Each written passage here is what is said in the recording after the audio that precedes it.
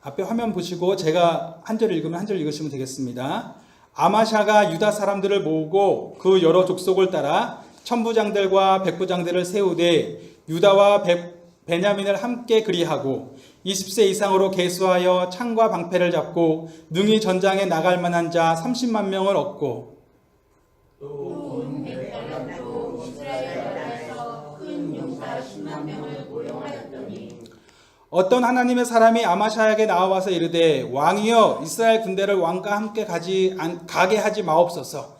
여호와께서는 이스라엘 온 에브라임 자손과 함께 하지 아니하시나니 왕이 만일 가시거든 임서서옵소서. 하나님이 왕의 적군 앞에 엎드러지게 하시리이다.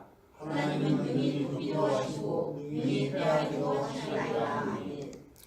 아마샤가 하나님의 사람에게 이르되 내가 100달란트를 이스라엘 군대에게 주었으니 어찌할까? 하나님의 사람이 말하되 여호와께서 능히 이보다 많은 것을 왕에게 주실 수 있나이다 하니라. 아마샤가 이에 에브라임에서 자기에게 온 군대를 나누어 그들의 구역으로 돌아가게 하였더니 그 무리가 유다 사람에게 심히 노하여 분연히 구역으로 돌아가더라. 아마샤가 담력을 내어 그의 백성을 거느리고 소금 골짜기에 이르러 세일 자손 10,000명을 죽이고 유다 자손이 또 10,000명을 사로잡아 가지고 바위 꼭대기에 올라가서 거기서 미쳐 내려떠서 그들의 몸이 부서지게 하였더라. 아마샤가 자기와 함께 전장에 나가지 못하게 하고 돌려보낸 군사들이 사마리아에서부터 벳호론까지 유다 성읍들을 약탈하고 사람 3,000명을 죽이고 물건을 많이 노력하였더라.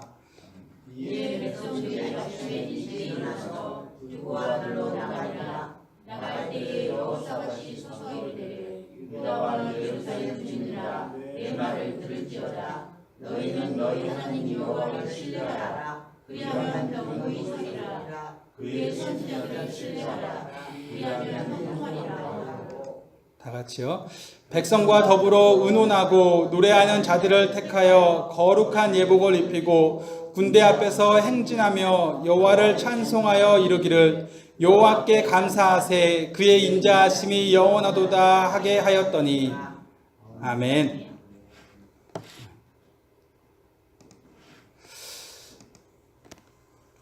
우리 삶에 방향성이 있다면 우리가 삶을 어떤 방향으로 살아가는가에 대해서 한마디로 압축할 수 있다면 무엇을 말할 수 있을까요? 아마도 행복이 아닐까요? 우리는 행복하게 살고 싶어 합니다. 행복하게 살고자 열심히 일하고 행복하게 살고자 가정도 꾸려보고 행복하게 살고자 많은 노력들을 기울입니다. 그러면 어떻게 하면 우리가 행복하게 살 수 있을까? 그것이 우리의 항상 고민이었고 이것이 행복에 이르는 길이다 하고 답을 찾았을 때 우리는 그 길을 향하여서 지혜이다 라고 이야기를 합니다. 즉 우리가 지혜롭다라고 얘기하는 것은 이 사람의 삶의 모습이 정말 행복을 향해서 달려가고 있다 라고 얘기할 때에 지혜가 있다 라고 이야기하는 것입니다. 그러면 성경이 말하는 지혜란 어떤 것일까요? 성경은 어떻게 하면 우리가 행복하게 살 수 있다고 이야기합니까? 성경 여기저기에서 가장 기본적으로 하는 얘기는 이것입니다. 여호와를 경외하십시오 하는 거예요. 여호와를 경외함이 지혜의 근본입니다. 하나님을 두려워하는 것이 지혜의 근본입니다. 그것으로서 행복의 삶을 누릴 수 있게 될 것입니다 라고 이야기를 합니다. 그런데 우리가 읽은 역대기, 오늘 역대기의 말씀을 또 지난주에 이어서 읽었는데 이 역대기에서는 여호와를 경외하라는 이 표현을 조금은 다른 표현으로 이야기합니다. 여호와를 찾으십시오 라고 이야기를 해요. 여호와를 찾는 삶이 행복의 길이요 그것이 지혜라고 이야기하는 것입니다. 왜 하나님을 찾는 삶이 지혜의 삶일까요? 왜냐하면 하나님은 찾으면 만나주시는 분이기 때문에 그렇습니다. 그게 역대기의 고백이에요. 하나님은 찾으면 만나주신다. 그러니 하나님을 찾아라. 그런데 이 고백이 사실이기 위해서는 두 가지가 항상 성립해야 돼요. 첫 번째는 내가 하나님을 찾는 사람이어야만 합니다. 내가 하나님을 찾는 사람이 아니면 하나님이 아무리 만나주시려고 해도 만나질 못해요. 그렇죠? 두 번째는 하나님은 반드시 만나주셔야 돼요. 내가 아무리 찾는다고 해도 하나님이 만나주시지 않으면 아무 소용없어요.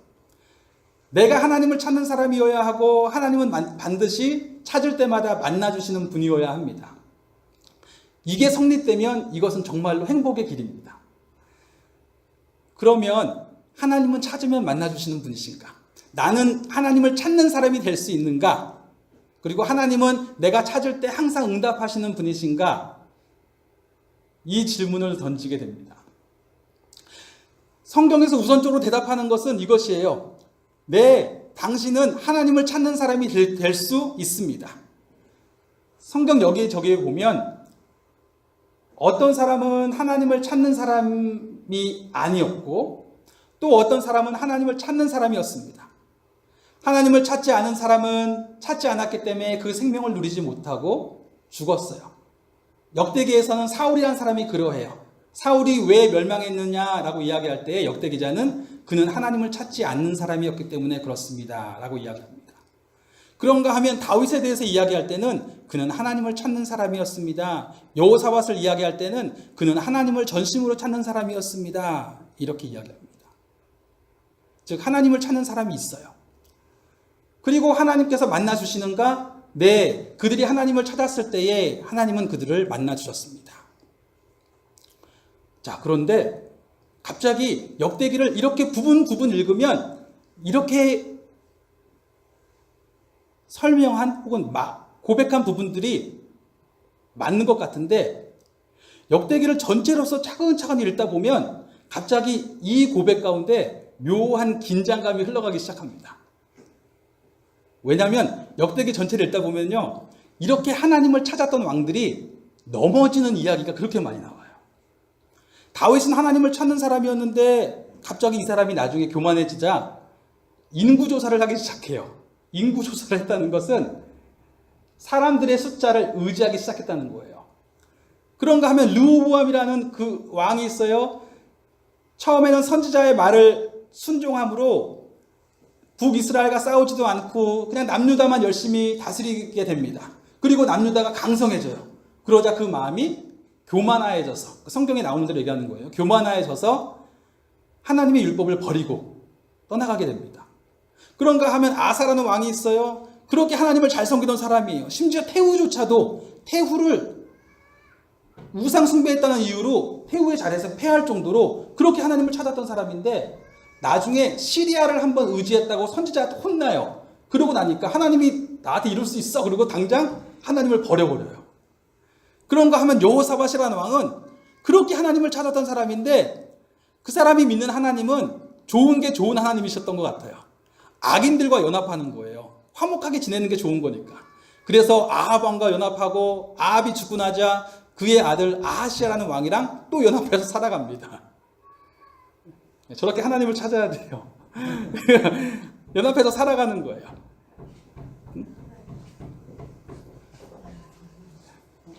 죄송합니다. 그렇게 하나님을 찾아가는데 그 하나님을 찾던 왕이 순식간에 하나님이 미워하시는 악한 사람과 연합하게 되고 또 그 아들과 또 연합하고 나자 하나님이 나중에는 그 여호사밧 왕이 만들었던 모든 무역 상선들을 다 부숴버리세요. 그리고 끝나요, 이야기가. 아마샤라는 왕이 있어요. 아마샤도 오늘 읽었던 본문에 나오는 왕인데 그가 에돔과 전쟁을 벌여야 되는데 혼자 힘으로 이길 수 없을 것 같으니까 북이스라엘 용병들을 고용했어요. 그런데 하나님이 그 용병들 다 버리고 그냥 너희들만 가서 싸우라는 거예요. 제가 100달란트를 줬어요, 이미. 내가 그거보다 더 많이 줄 테니까 그냥 가서 싸워. 그래서 다 돌려보내고 가서 싸웁니다. 그래서 승리를 거두어요. 그런데 이 왕이 순식간에 그 에돔, 자기가 무슨 에돔의 신상을 들고 와서 그 신을 섬겨요. 그런가 하면 우시아라는 왕이 있어요. 하나님을 너무 잘 섬기다가 그가 교만해지기 시작하자 갑자기 왕으로서는 들어가서는 안 되를 성전의 그 지성소에 들어가서 자기가 직접 분향단에다가 그 향을 피우려고 하는 거예요. 그러다가 문둥병이 걸려서 나가버려요. 그런가 하면 히스기야라는 왕이 있어요. 히스기야 그렇게 하나님을 열심히 섬겼고 그 당시에 고대 근동의 모든 나라들을 무너뜨렸던 아수르를 유일하게 그 공격을 막아냈어요. 그래서 많은 나라들로부터 존경을 받게 됩니다. 그런데 그러자 이 사람이 교만해지기 시작해요. 그래서 하나님으로부터 죽음을 선포받아요. 그런가 하면 요시야라는 왕이 있어요. 이스라엘의 마지막 보루였던 이 요시야, 남유다의 온 힘을 다해서 하나님을 섬기는데 마지막에 자신의 정치적인 이유 때문에 이집트 군대를 막아서지 말라는 선지자의 이야기에도 불구하고 막아서다가 죽임을 당해요. 그러니까 하나님을 열심히 섬기던 왕들이 하루아침에 그냥 막 넘어지는 거예요. 아니 이렇게 하나님을 열심히 섬기던 왕들이 하루아침에 넘어진다면 우리는 과연 하나님을 찾는 삶의 의미가 있다고 얘기할 수 있을까요? 무슨 말이냐면 하나님을 찾았을 때는 하나님이 만나주시기도 하고 나름대로 여러 가지 신앙의 경험들을 했는데 어느 순간 넘어져 버렸어요. 그러면 하나님이 심판 바로 하실 거 아니에요. 그러면 그동안의 수고가 다 무용지물이 되는 건데 하나님을 찾는 삶의 의미가 무엇이 있을까? 이런 생각을 하는 거예요. 그런데 생각해 보니까 나라고 다르지 않은 거예요. 우리 중에서 한 명이라도 나는 한결같이 하나님을 찾을 수 있다라고 얘기할 수 있는 사람이 있겠습니까? 나는 내가 하나님 앞에 범죄한 일을 다시는 반복하지 않을 수 있는 사람입니다. 나는 내가 하나님 앞에 잘못한 것이 무엇이 되었는지 깨닫게만 해주신다면 그 잘못만큼은 다시는 범하지 않을 것입니다 라고 자신할 수 있는 사람이 있습니까? 그렇다면 나는 누구입니까? 나는 하나님을 찾는 사람이에요? 아니에요?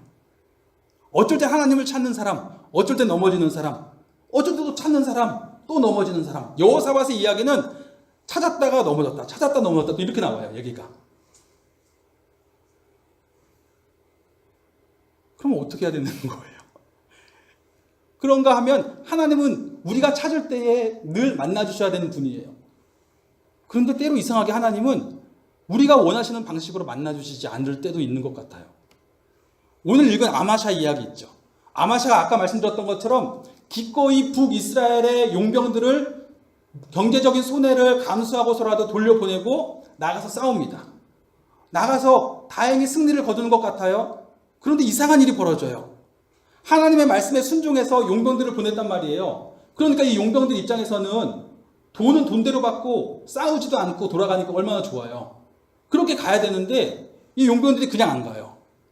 기분 나쁘다 이거예요. 자기들을 불렀는데 싸움도 안 시키고 돌려보냈다고 화가 나서 유다의 고을들을 습격합니다. 그래서 수천 명을 죽이고 물질들을 다 약탈하고 불 지르고 막 이러는 거예요. 아니 나는 하나님을 분명히 순종해서 그렇게 했는데 일어난 일은 이상한 거예요. 그런가 하면 역대기에 나오는 수많은 선지자들이 있어요. 하나님을 찾는 사람으로 이야기했을 때에 선지자만큼 하나님을 찾는 사람이 누가 있겠어요? 그런데 그 선지자들이 하나님을 찾은 결과가 뭐냐면 다 고난받아요. 그러면 뭐예요? 하나님이 만나주시지 않은 건가요? 마치 전도서의 내용 같아요. 전도서에 보면 이런 얘기 나오잖아요. 전도자가 한평생을 살아보면서 보아하니 분명히 지혜로운 것도 의미가 있고 선한 것도 의미가 있는 것 같지만 가만히 보니 사실 별 의미도 없다 이거예요. 왜요? 지혜로운 사람도 어리석은 사람이 당하는 것과 똑같은 일을 당하더라는 거예요. 선한 사람도 악인이 당하는 것과 똑같은 일들을 종종 당하더라는 거예요. 즉 지혜로운 사람, 선인이라는 것이 문제없는 삶을 이야기하진 않더라는 거예요. 하나님이 응답하시는 방식이 문제없는 삶을 응답하셨으면 좋겠는데 문제없는 삶을 응답하시진 않더라는 거예요. 그러면 하나님의 응답이 내가 원하는 것처럼 늘 하나님이 즉각적으로 응답하셔서 문제없이 만사형통한 삶으로 인도해 주신다면 하나님을 찾을 만한데 하나님이 원하시는 방식이, 대답하시는 방식이 내가 생각했던 방식이 아니라면 나는 왜 하나님을 찾아야 되지? 라는 생각이 들 수 있죠. 이해되세요? 한편으로는 나는 하나님을 찾을 만한 늘 한결같이 찾을 수 없는 사람이에요. 또 한편으로는 하나님이 응답하셨을지라도 때로는 제가 원하는 방식으로 응답하지 않으실 수도 있어요. 그러면 그럼에도 불구하고 우리가 하나님을 찾을 수밖에 없는 이유는 무엇인가요? 사실 이러한 질문은 그냥 역대기가 던지는 질문이 아니에요. 우리의 삶 가운데서 너무나 자연스러운 질문입니다. 제 친구 중에 이제 시를 쓰고 있다는 친구가 있는데 이 친구가 어느 날 저한테 그러는 거예요. 나는 봄이 싫어. 봄이 너무너무 싫어. 그래서 봄이 왜 싫어? 그랬더니 나는 가을처럼 뭔가 좀 떨어지고 좀 뭔가 우중충해지고 겨울이 되어서 삶이 어두워지고 그런 시간이 돼야 시상이 막 떠오르는데 봄이 되면 너무 행복해서 모든 게 너무 희망차서 도대체 시상이 떠오르지 않는데요. 그런데 저희 삶에 그런 순간들이 있잖아요. 봄이 있죠. 여름이 있죠. 가을이 있죠. 겨울이 있죠. 하루만 봐도 그렇잖아요. 아침과 점심처럼 한 대낮처럼 모든 것이 분명한 시간이 있어요. 딱 보면 저게 내가 지금 보고 있는 게 뭐야? 저거는 뭐야? 라고 말했을 때에 나도 분명히 알고 다른 사람도 알 수 있는 그런 시간이 있어요. 그런가 하면 황혼의 시간이 찾아와요. 지금 내가 본 게 뭐야? 라고 얘기했는데 옆 사람은 그거 아닌 것 같은데 서로 헷갈리는 시간이 있어요. 그런가 하면 한밤중의 시간이 찾아와요. 내가 보고 있는 게 뭐지? 아무것도 안 보이는데 뭐. 그런가 하면 밀물과 썰물의 시간이 있잖아요. 확 밀려오는가 하면 또 썰물이 있어요. 그런가 하면 또 밀물이 올 거예요. 삶의 순간이 다양하다면 하나님을 찾는 고백이 한결같을 수는 없는 거예요. 아침에 하나님을 찾는 고백이 저녁에 하나님을 찾는 고백과 같을 수는 없는 거예요, 사실은. 하나님이 늘 한결같이 대답하는 하나님으로서만 고백하기 쉽지 않은 거예요. 내가 하나님의 뜻을 다 이해할 수 있고 하나님이 우리에게 다가오시는 방법이 늘 명확하게 이해되는 순간만 있는 건 아니라는 거예요. 그러면 그런 삶의 다양한 순간들 속에서도 불구하고 제가 하나님을 찾을 수밖에 없는 이유는 무엇입니까? 중요한 것은요, 이 다름이 결코 서로를 부정하진 않는다는 거예요. 방금 말씀드렸던 것처럼 삶의 부분들이에요. 그리고 성경 역시도 이 두 고백을 같이 하고 있어요. 성경에서, 히브리 성경에서, 구약 성경에서 이 섹션을 나눌 수 있다면 구약 성경이 원래 히브리 성경으로는 크게 세 섹션으로 나눠져요. 토라라는 성경이 있고 느비임, 선지서라고 불리는 데가 있고 케투빔, 글들이라고 불리는 책이 있는데 이 앞에 두 군데서는 무언가 제가 처음에 얘기했던 것처럼 하나님은 찾으면 바로 만나주시는 분이시고 나 역시도 내가 선인일 수 있어요. 분명히. 선인이 따로 있고 악인이 따로 있는 것 같은 그런 느낌을 불러일으켜요. 전체적인 이미지가. 그런데 이 케투빔의 책들은 다른 이미지를 불러일으켜요. 하나님을 찾는 사람이 정말 있을 수 있을까? 한결같이. 그 사람의 인생을 전체로서 봤을 때 한결같이 하나님을 찾는 사람이 있을 수 있을까? 그리고 하나님이 늘 한결같이 그렇게 바로바로 응답하시나? 라는 이야기를 던지는 것 같아요. 그런데 이 모든 것을 이스라엘 백성들은 굉장히 중요한 하나님의 말씀으로 간직하고 살아왔어요. 왜요? 우리 삶이 그러니까. 특별히 케투빔의 책들은 대부분 포로 후기 책들이에요. 포로 후기 책들이라는 건 무슨 말이냐면 이스라엘 백성들이 기원전 586년에 남유다가 멸망해버리고 포로로 끌려갔어요. 그렇죠? 포로로 끌려가서 바벨론에서 70년 동안 생활을 하다가 돌아오게 됐어요. 돌아오면서 우리가 어떻게 하면 다시 회복할 수 있을까 고민하면서 왔을 거 아니에요. 고민하면서 올 때에 그들이 첫 번째로 가지고 있었던 그 중요한 삶의 주제가 있다면 먼저는 당연히 회복일 거예요. 어떻게 하면 우리가 회복할 수 있을까? 이 질문을 던지면서 왔겠죠. 하지만 다른 한편으로는 이들에게 또 다른 질문이 있었을지도 몰라요. 아니, 그것은 너무 당연한 거예요. 너무 회복에만 초점을 맞출 수 있는데 그것이 틀리다는 게 아니에요. 한편은 분명히 회복에 초점이 있습니다. 하지만 다른 한편으로 아니, 하나님이 우리한테 이렇게까지 하실 수 있는 건가? 라는 생각이 들 수 있죠. 아무리 내가 잘못했다고 할지언정 우리는 분명히 하나님께서 선택하신 백성이라고 했는데, 아니 세상에 선택하신 백성이 우리가 아무리 잘못했을지언정 이방 민족을 사용하셔서 우리를 포로로 끌고 가게 하시다니, 그리고 성전을 파괴시키시다니, 그러면 우리가 도대체 그렇게 잘못한 겁니까? 하나님, 가만히 생각해 보니까, 아니 포로로 돌아와서 보니까, 이 포로로 돌아와서 회복을 해야겠다고 생각하고 성전들 건축했어요, 다시.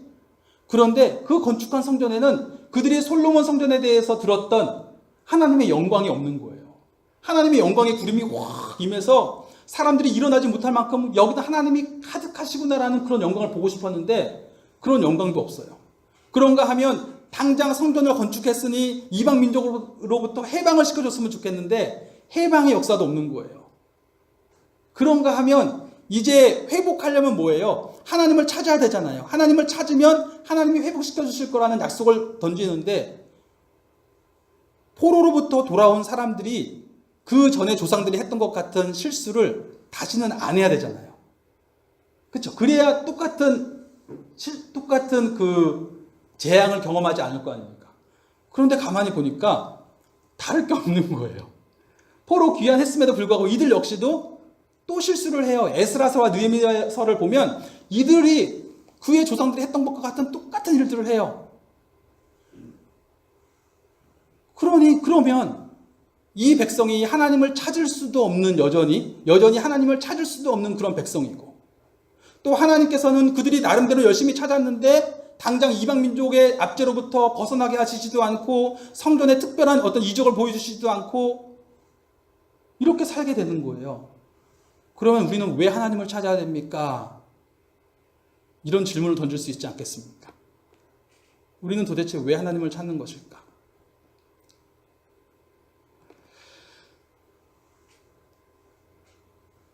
역대기와 같이 케투붐에 들어간 성경 중에 여러 성경이 있는데 대표적인 성경들이 욥, 전도서, 잠언, 시편, 뭐 이런 성경들이 같이 있어요. 그래서 사실 히브리 성경에서는 역대기는 이 방금 제가 말씀드렸던 우리가 흔히 지혜서라고 불리우는 이 책들 사이에 있어요. 혹은 끝에 있어요. 즉 역대기가 구약 성경의 맨 마지막에 있는 게 제일 정설로 이해되고, 사본에 따라서는 이 지혜의 문헌들 사이사이에 들어가 있어요. 무슨 말이냐면 이스라엘 백성은 역대기 속에서 욥에서 던지고 있는 질문들과 비슷한 질문들을 던지고 있는 거예요. 욥기 이해하세요? 욥기에 대한 이해하세요가 아니라 이야기를 좀 아세요? 욥기의 이야기는 욥이라는 한 사람이 있어요. 근데 이 사람이 1장과 2장에 보면 하나님을 굉장히 경외하는 사람, 하나님을 두려워하는 사람으로 이야기가 소개됩니다. 이 사람은 하나님을 두려워해서 늘 때마다 제사를 드리고요. 늘 때마다 하나님 앞에 혹시라도 자기 자녀들이 실수한 게 있을까봐 때마다 회개 기도를 하고 제물을 올리는 그런 사람이에요. 그런데 하나님이 정말 그에게 복을 부어주셔서 그 지역에서 어마어마한 부자가 되게 하셨어요. 자녀도 10명이나 됐어요. 어마어마하잖아요. 그런데 어느 날 사탄이 하나님 앞에 나와서 따지는 거예요. 하나님, 욥이 왜 하나님 믿는지 아십니까? 하나님이, 욥은 진심으로 나를 경외하는 사람이야. 그랬더니 욥이 하나님을 경외하는 이유는 딱 하나입니다. 하나님한테 얻을 게 있어서 그렇습니다. 욥이 하나님을 경외했을 때는 하나님이 늘 복을 부어주셨잖아요. 그 사람이 제사만 드리면 하나님이 복 주셨잖아요.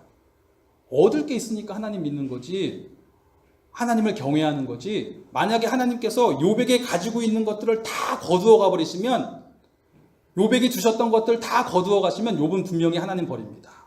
이렇게 얘기하는 거예요.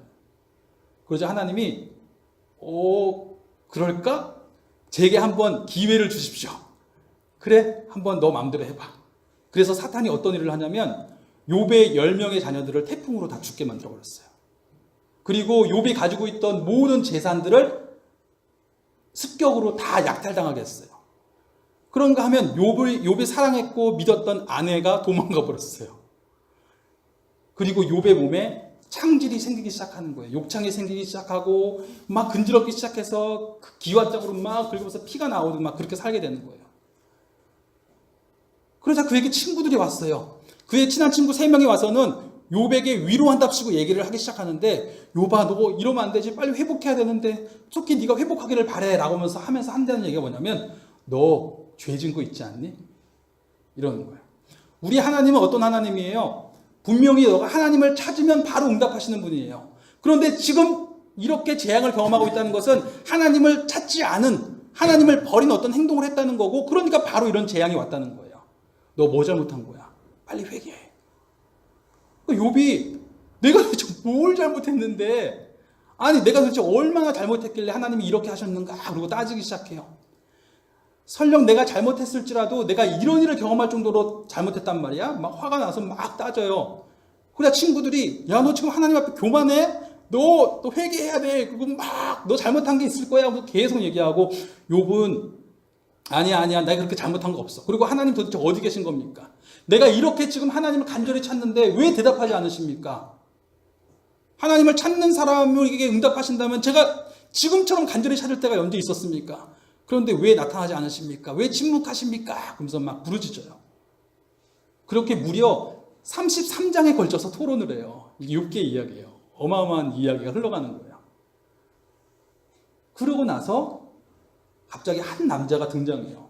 그 남자가 와서는 하는 얘기가, 이 남자는 좀 나이가 젊은 사람이었나 봐요. 앞에 욥과 욥의 친구들은 다 나이가 많았나 봐요. 제가 어르신들의 이야기를 들으면서 끼어들지 않으려고 노력했는데 아무래도 제가 얘기를 해야 되겠습니다 라고 얘기를 하면서 얘기를 하는데, 그 이야기의 초점은 뭐냐면, 하나님은 하나님 아니신가요? 이런 얘기를 하는 거예요. 무슨 말이냐면, 하나님이시잖아요. 온 우주를 만드신 분이시잖아요. 아니 그분이 오늘 내 숨을 거두어 가신다고 하더라도 내가 뭐라고 말을 해야 되나요? 이게 굉장히 신앙의 가장 기본적인 그 고백에 기반한 이야기예요. 즉 창조주가 계시다라는 고백이 딱 깔려 있는 가운데 나오는 고백이에요. 창조주가 계시잖아요. 그렇죠? 하나님이 정말 이 땅을 만드신 분이시잖아요. 그러면 그분이 오늘 내 생명을 거두어 가신다고 하더라도 누가 거기에 대해서 따질 수 있습니까? 아니 하나님이 온 우주를 다스리시고 온 우주를 움직이게 하시는 분인데 내가 원하는 방식으로 움직이지 않는다고 누가 감히 따질 수 있습니까? 하나님이 원하시는 방식을 제가 이해할 수는 있습니까? 하나님이 다스리시는 방식을 제가 다 헤아릴 수 있습니까? 아니 내가 도대체 뭘 한다고 그거를 따질 수 있습니까? 이런 얘기를 막 해요. 그리고 그 가운데 갑자기 하나님이 등장하세요. 그리고는 욥에게 말씀하시기를 특별한 이야기 안 하세요. 그냥 욥아 그러시고는 이것 좀 볼래? 그리고 딱 보여주시는데 하나님이 다스리시는 이 세계를 보여주기 시작하시는 거예요. 우주가 어떻게 돌아가고 있는지, 이 창조 세계가 어떻게 돌아가고 있는지, 창조 세계에 있는 모든 삶의 원리들을 다 보여주시기 시작하는 거예요. 그러면서 욥아 내가 창조할 때도 어디 있었어? 너 이거 어떻게 돌아가는지 알아? 이게 어떻게 움직이고 있는지 알아? 이런 얘기들을 막 하시는 거예요. 그런가 하면 동물 세계를 보여주세요. 저 동물들 봐봐. 동물들이 움직이는 거 봐봐. 동물들이 서로 살아가는 것 좀 봐봐봐. 식물들 좀 봐봐봐. 식물들이 이렇게 많은 종류들이 있는 걸 봐봐봐. 바다의 물고기를 봐봐봐. 막 그런 것들을 보고 있다 보니까 욥이 갑자기 그냥 압도당하는 거예요. 그렇지. 아니 하나님이 정말 이렇게 어마어마하게 우주를 다스리고 계신데 그 하나님의 창조 세계를 보고 있다 보니까 나라는 존재가 누구야? 라는 생각이 들기 시작하는 거야. 그리고 하나님이 그 보여주시는 것을 다 마쳤을 때 욥의 입에서 튀어나온 말은 다른 게 아니에요. 하나님, 제가 아무것도 모르고 말을 했습니다. 제가 헤아리지도 못하고 깨닫지도 못하는 말을 했습니다. 그러면서 욥이 다시 하나님을 경외하는 것이 무엇인지를 알았다고 얘기해요. 아니, 욥이 깨달은 게 뭐예요? 하나님이시라는 것의 의미가 무엇인지를 아는 거예요. 그전에는 여호와를 경외한다는 의미가 하나님 앞에 때마다 율법에 맞춰서 제물 드리고 때마다 그냥 하나님이 기뻐하시는 일들을 하면 그게 여호와를 경외하는 삶, 하나님을 두려워하는 삶, 매 주일마다 예배 빼먹지 않고 나오면 하나님을 두려워하는 삶이 될 수 있을 거라고 생각했을지 몰라요. 그런데 하나님을 두려워함이란 하나님이 온 우주의 주권자로 계신다는 것을 아는 거예요. 하나님께서 오늘 내 생명을 거두어 가시면 나의 생명이 순식간에 사라질 수 있다는 걸 아는 거예요. 내가 오늘 사는 것은 하나님이 어젯밤에 나의 숨을 거두어가지 않으셨기 때문에 오늘 살고 있다는 걸 아는 거예요. 제게 오늘 일어나고 있는 일들은 제가 충분히 어제 수고했기 때문에 오늘 그것을 당연하게 누리고 있는 것이 아니라 하나님이 오늘 나로 하여금 생기를 불어넣어 주셔서 그 수고의 열매를 먹을 수 있게 해주셨기 때문에 먹을 수 있다는 걸 아는 거예요. 하나님이 나한테 그 은혜를 허락하지 않으셨으면 나는 살 수 없는 존재라는 걸 아는 거예요.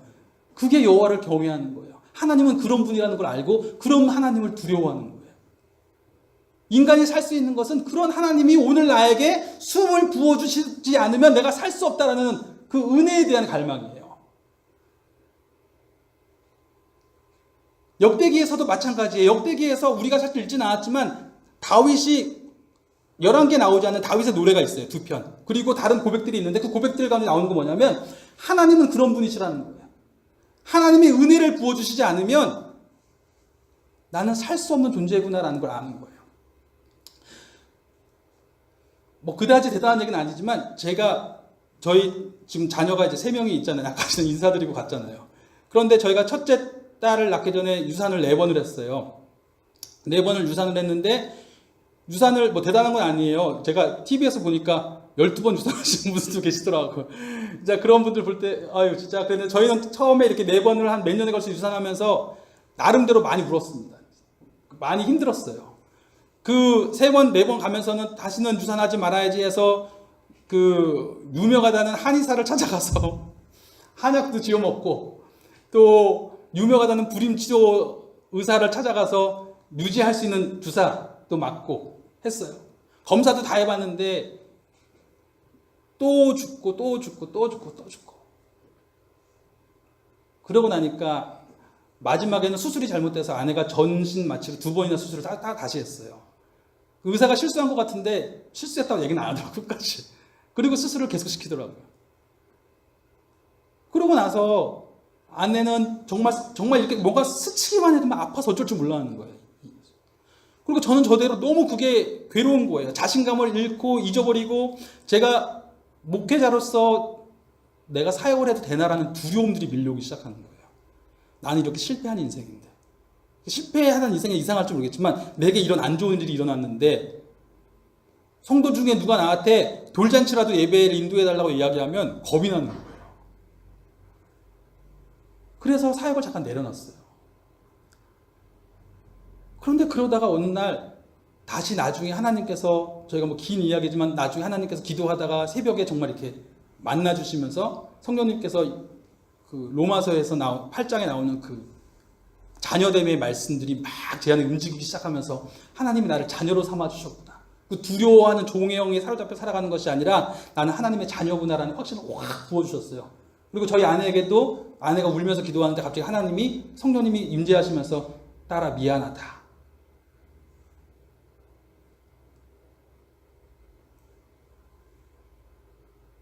그러면서 말씀하시는 음성을 듣고 회복하는 시간들이 있었어요. 그런데 중요한 건 그런 시간을 거치면서 어느 날 신명기 8장의 말씀을 읽는데 신명기 8장에 이런 얘기가 나오잖아요. 하나님이 광야에서 이스라엘 백성들을 인도한 이야기를 하면서 너희들이 광야에서 40년 동안 때로는 줄인 적도 있었다는 거예요. 우리는 그냥 광야 생활을 굉장히 낭만적으로 생각하는데 하나님이 다 공급해 주셨지 그냥 막연하게 생각하는데 사실 그렇지 않았던 거예요. 배고팠어요. 이스라엘 백성들이 줄인 적도 있었어요. 너희를 낮추기도 했었다라고 얘기해요. 거기서 힘들었던 거예요. 하지만 또 그런가 하면 하나님이 때로는 너희들이 알지 못하는 음식으로 너희를 먹였다. 그 힘든 시간을 지났지만 너희 신발이 헤어지지 않도록 내가 너희를 붙잡아줬다. 내가 너희한테 왜 그런 시간을 지나게 했는지 아니라고 얘기하는 거예요. 너희들이 앞으로 들어갈 땅에서 너희가 많은 것을 얻게 될 것이다. 그런데 그때 너희가 얘기하기를 나의 힘으로 이 모든 것을 거두었다라고 얘기하지 않게 하기 위함이다. 라고 얘기하는 거예요. 무슨 말이에요? 광야란 어떤 곳이에요? 광야란 하루하루 하나님의 은혜가 없으면 그냥 주시지 않으면 굶어야 되는 데예요. 내가 수확하고 싶어도 농사 지을 논이 없는 데예요. 주시면 먹는 거고 안 주시면 못 먹는 거예요. 그런 시간들을 거치면서 그전에는 수고의 열매를 먹는 게 너무 당연했을 거예요. 내가 수고했으니까 이 열매를 먹는 게 당연하지라고 생각했을 거예요. 그런데 내가 수고할 수 있는 터가 있는 것도 하나님의 은혜고, 수고한 결과의 열매를 먹을 수 있는 것도 하나님이 허락했었으니까 먹는 거지, 허락하지 않으면 못 먹는 거구나라는 것을 알게 되는 거예요. 그러면서 하나님이 거기서 말씀하시는데 뭐냐면, 사람이 떡으로만 사는 것이 아니요 하나님의 입에서 나오는 말씀으로 사는 거다 라고 이야기를 하셨어요. 그 말씀이 나중에 예수님이 그 말씀으로 마귀를 물리치시는 거예요.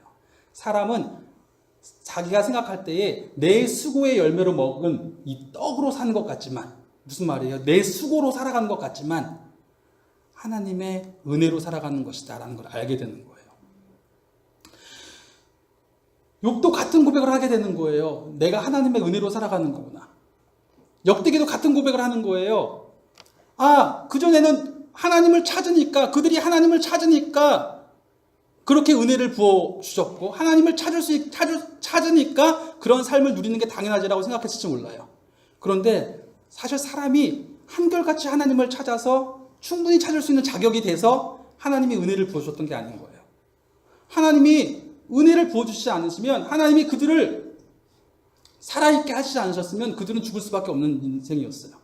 그런데 이스라엘 백성들이 그렇게 넘어짐에도 불구하고, 왕들이 그렇게 넘어짐에도 불구하고 그들이 하나님 앞에 구할 수 있었던 이유는, 하나님이 은혜 부어주시지 않으면 살 수 없는데 그들이 하나님을 찾을 수 있었던 이유는 단 하나예요. 하나님이 그들에게 하나님을 찾으면 들으시겠다는 약속을 주셨기 때문에 그래요. 인간은 그런 존재라는 거예요. 하나님을 찾을 만한 자격도 없고, 하나님이 은혜 부어주시지 않으시면 정말 하나님이 마음대로 하실 수 있지만 그 계획 가운데 나에게 은혜 부어주시지 않으면 살 수 없는 영혼인데, 정말 그 은혜가 간절한 은혜만 바라보고 있을 뿐인데 하나님이 놀랍게 약속을 주셨어요. 너희가 나를 찾으면 내가 만나주겠다. 약속을 주셨기 때문에 구할 수 있는 거예요. 솔로몬 성전에서 하나님이 주신 약속이 그거예요. 이 은혜로 너를 붙잡아 주겠다는 거예요. 우리가 충분히 자격이 있어서가 아니라 이 은혜의 약속으로 너희의 삶을 붙잡아 주겠다. 아무리 부족하고 아무리 연약할지라도 이 은혜의 약속을 유지하여서 너희가 겸비하여 내게 기도하여 나의 얼굴을 구하면, 그 악한 길에서 떠나면 내가 하늘에서 듣고 너희를 용서하고 고쳐주겠다. 이게 약속인 거예요. 우리 그리스도인들도 같은 고백을 가지고 살아가는 거예요. 솔로몬 성전은 무너졌지만 저희가 이미 지지난주에 저희가 보았던 것처럼 예수님이 영원하신 성전으로 우리 가운데 오신 거예요.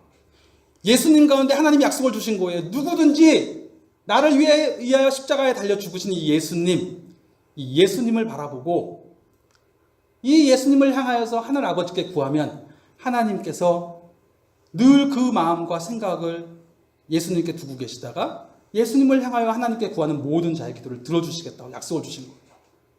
내가 하나님 앞에 담대히 나아갈 수 있는 것, 하나님의 사람으로 살아갈 수 있는 것은 하나님의 그 은혜가 나를 붙잡고 계시기 때문에 그렇습니다. 그 약속이 나를 붙잡고 계시기 때문에 그래요. 그래서 구약 전체에서 고백하는 하나님을 향한 찬양의 고백이 딱 한 줄로 요약돼요. 그것이 무엇이냐면 여호와께 감사하라. 그 인자하심이 영원함이로다. 이게 구약 전체를 울리는 고백이에요.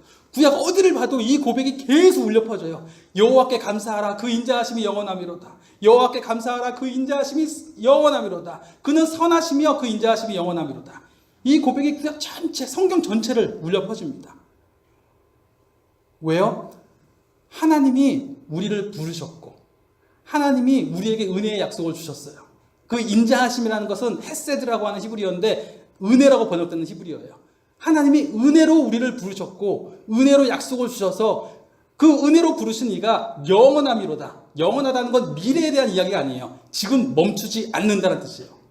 그 은혜가 지금도 멈추지 않고 우리의 삶을 붙잡고 계십니다 라는 뜻이에요.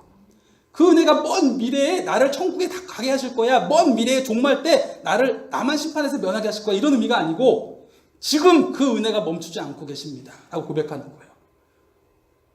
그렇기 때문에 여호와께 감사할 수밖에 없다고 이야기를 하는 것입니다. 신앙의 삶에 대해서 이야기할 때 우리가 흔히 생각하는 것은 신앙의 삶이란 기다리는 시간이다 라고 이야기를 해요. 먼 미래의 종말을 기다려야 돼요. 천국을 기다려야 돼요. 그때가 올 거예요. 그때를 기다리고 살자. 아무리 힘들어도 지금은 힘들어도 그냥 그때가 올 거야. 그때 다 보상받을 거니까 그렇게 살아. 이렇게 얘기할 수가 있어요. 그런데 사실 성경에서 기다림을 의미하는 이 맥락은 마지막 순간도 중요하지만 그보다는 기다리고 있는 이 상태에 보다 초점을 맞추고 있습니다. 기다린다는 건 무슨 말이에요? 기다린다는 것은 다른 말로 되어가고 있는 거예요. 되어가는 시간인 거예요. 행해지고 있는 시간인 거예요. 사도행전을 이야기하면서 사도행전을 영어로 act라고 하거든요. act.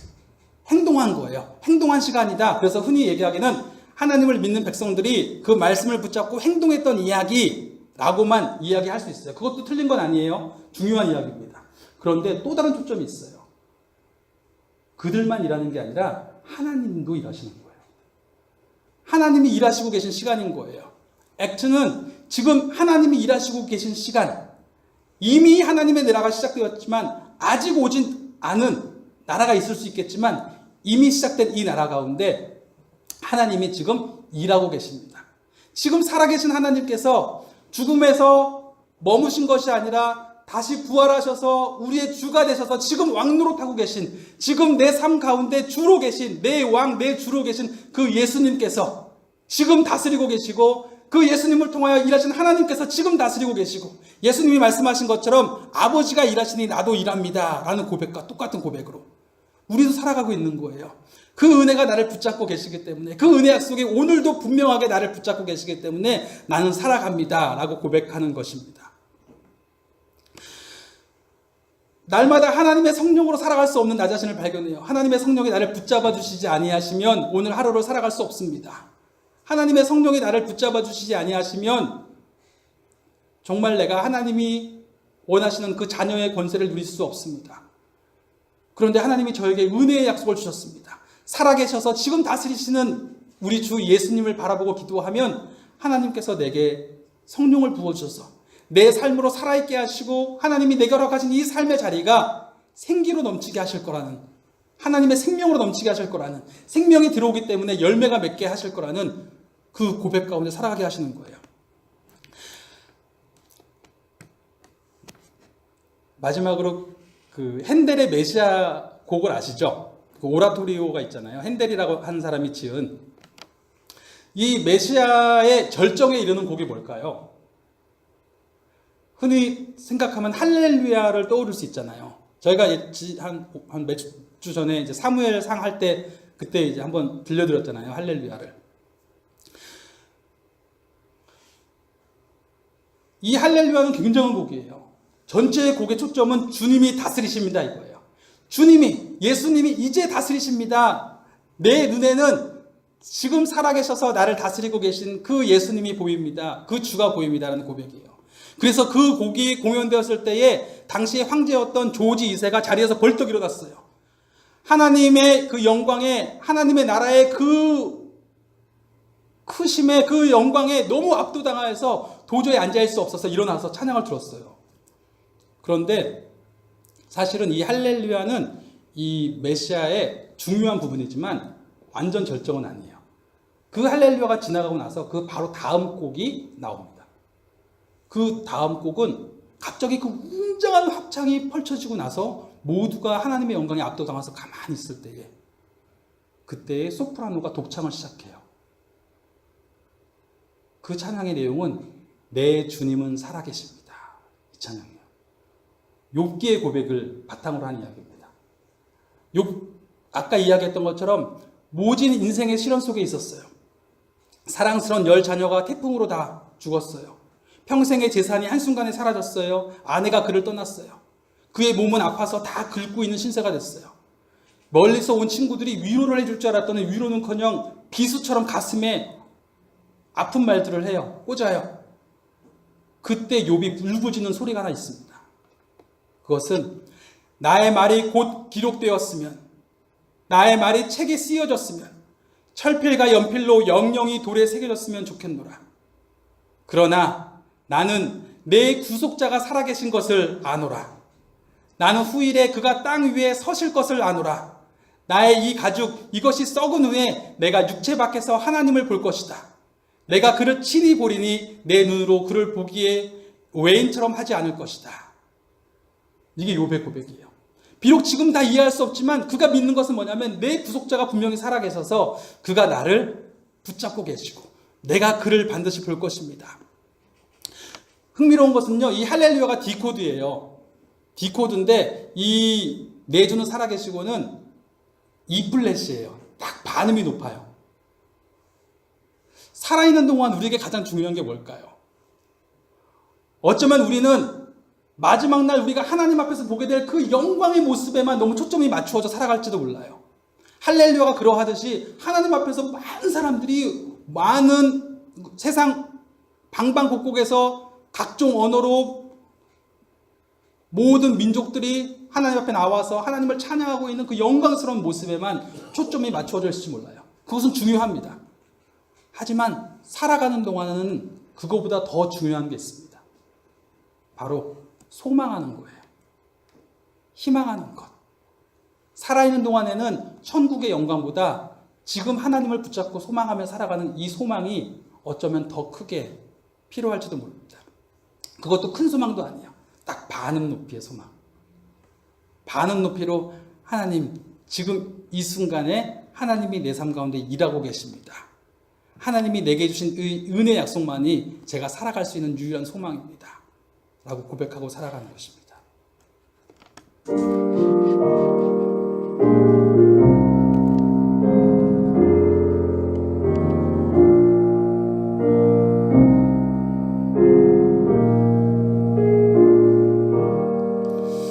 내 주는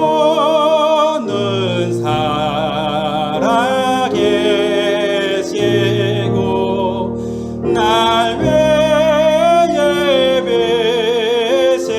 배심을 그 주신 사랑에 하여 나 알게 되었네.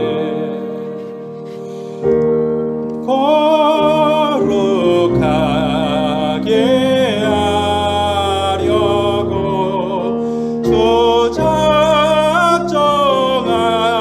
조작정하신 그 노가반 내 아래요 곧 이뤄주시리. 주 다시 돌아오실 때 나를 다시고 또 나를 받아주실 줄 나 확신합니다.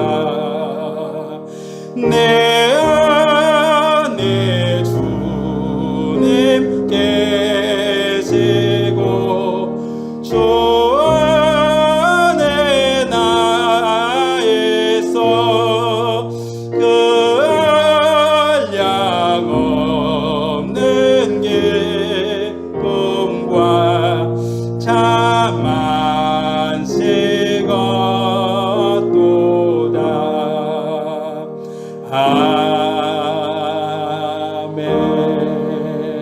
아멘. 우리 다 같이 조용히 묵상 가운데 같이 기도하겠습니다. 시간 기도할 때에 하나님 아버지, 그렇습니다. 나의 생명이 주님께 달려있음을 고백합니다. 하나님의 은혜 외에는 내가 살아갈 수 없는데, 하나님이 오늘 내게 부어주시는 그 은혜를 의지하지 않고는 살아갈 수 없는데, 하나님께서 특별히 나에게 예수 그리스도를 통한 그 소망의 약속을 주셨습니다. 이 약속 가운데 제가 아버지께 구하면 아버지께서 그 생명으로 나를 붙잡아 주시겠다고 하는, 그 은혜로 나를 붙잡아 주시겠다고 하는, 내가 아무리 부족하고 연약할지라도 이 약속 의지하여 주님께 나아갈 때에 만나 주시겠다고 하는 약속 주셨습니다. 때로 내가 아버지의 뜻을 다 이해하지 못할지라도 예수님을 통해서 결국 그 약속을 이루어 주셨던 것처럼 그 하나님께서 예수님을 통해서 나의 삶을 붙잡고 계시고 결국 이루어 주실 것을 신뢰함으로 살아갈 수 있게 하셨습니다. 아버지, 나로 하여금 이 은혜 약속 붙잡고 하루하루 살아갈 수 있도록 이끌어 주시옵소서. 우리 같이 기도하겠습니다.